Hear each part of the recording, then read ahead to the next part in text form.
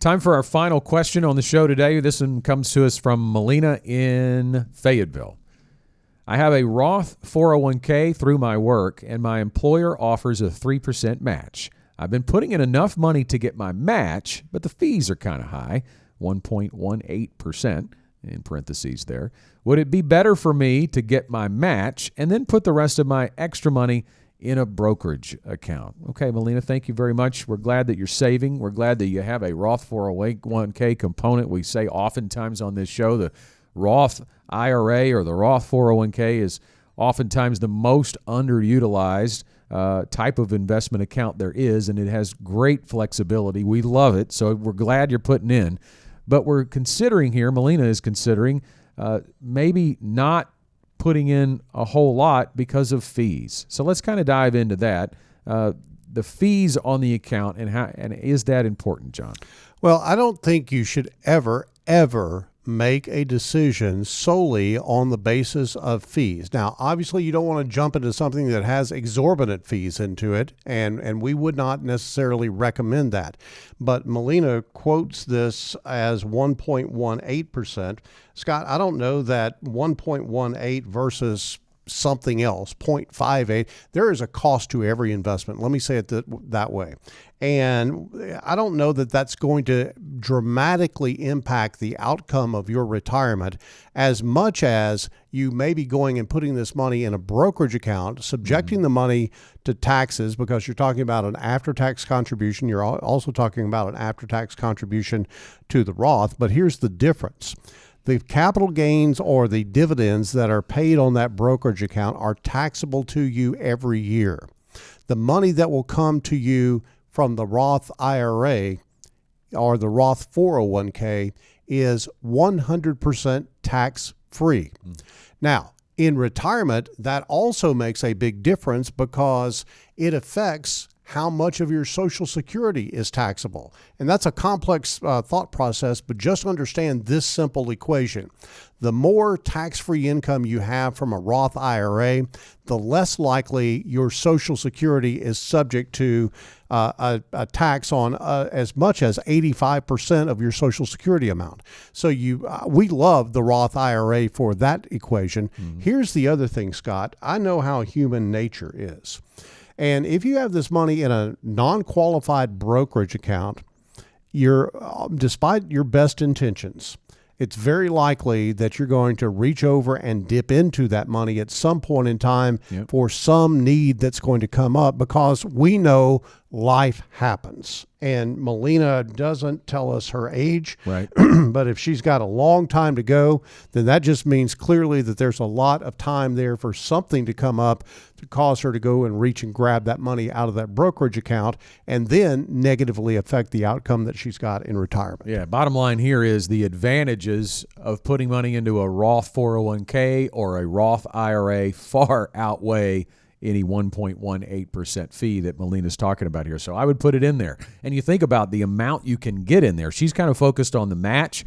The employer offers a 3% match, and you certainly want to put in enough to get that. But if you have above and beyond the means, the margin in your income, between your income and expenses, I would get more in there. I mean, you can put up to, if Melina's not 50 yet, $22,500 into the Roth 401k. And oh, by the way, if you don't make too much money, because there is an ineligibility income amount as well to put into a Roth IRA. You can do both, right? You can put maximum amount into a Roth 401k, $22,500 in 2023 if you are 50 or under 50, but you can also put another $6,500 in your Roth IRA. That's a lot of money growing tax-free, withdrawn tax-free for your retirement. Now, on the other side of that, John, we don't want to totally discount the brokerage account. We love having a brokerage account in place if you have above and beyond, right? If you're maxing out your Roth 401k, you're maxing out your Roth IRA,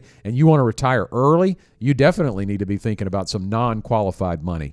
If you have an intermediate financial goal, like putting a down payment on a house or buying an RV, that's a great place to build some wealth there too in a non-qualified account. Let me speak to the fee thing one more time, Scott. It sounds like that might be a fee on the fund that that Melina might be investing in the 401k, I just encourage her to look at the other options in the 401k, see if there are lower fees, and make sure it meets your investment objective.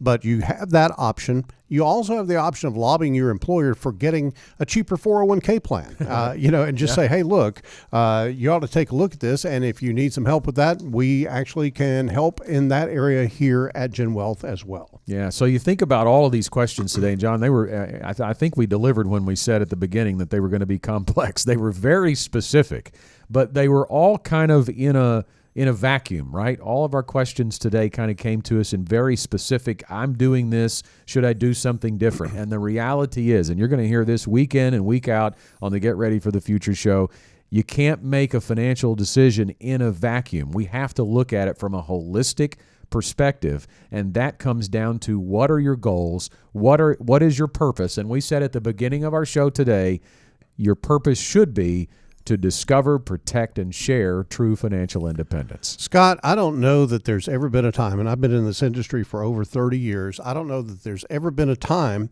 pardon me, that we've had more opportunity for distraction. Information is so readily available. Information doesn't necessarily mean proper application. Information without context can be dangerous. And really and truly, it's really easy for people to be swayed by what they hear here or what they hear there or whatever the case may be. But the real bottom line is that you've got to be very methodical, very careful about what you're doing from a strategy standpoint. Have a strategy, stick to that strategy, hang with it even when things look like that they're not going to work out. Because that actually, with a good strategy, that's actually been taken into account. When we plan here at Gen Wealth, we know the markets are going to perform well sometimes and not so well sometimes. And our strategy takes that into account, and we try to help people to hold the line with their strategy despite what may be going on in the economy, the markets, their world, or whatever the case may be. Yeah, that's a great point. Your investment strategy can't be, this is my strategy during the bull market and this is my strategy during the bear market, and they're different. The strategy has to be an all-weather approach that gets you to true financial independence. And we've seen the market shoot straight up, right? It can be really easy. And all of these people are doing some great things. All of the folks that send us questions are doing some great things, right? The DCAing, the 15%, the Roth 401k. That's great that you're contributing to your retirement. And it can look like it can be pretty easy when the market's shooting straight up. But what happens when it goes down? Is your strategy prepared for the bear market, for the bad times as well? Our thanks to Nate, Melina, Ashton, and Sebastian for your questions. If you got a question for us, you can get them to us by calling 501-381-5228. You can leave a voicemail, or you can shoot us a text, or you can also send us an email to show@getreadyforthefuture.com.